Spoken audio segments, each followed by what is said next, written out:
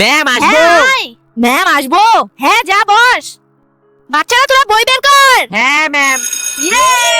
তো বাচ্চারা তোমরা টিফিন করে নাও। বয়রা তুই থাক, আমি একটু হাতটা ধুয়ে আসি। ঠিক আছে।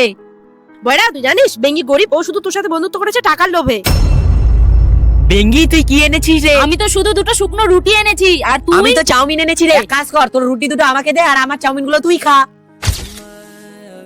বয়রা শোন, তোকে আমি কতবার বলেছি তোর ওই গরিব বন্ধুর সঙ্গে মিশবি না। তোকে না, তোর টাকাকে ভালোবাসে।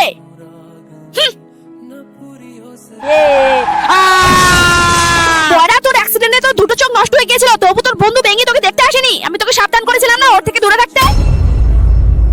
বেঙ্গি?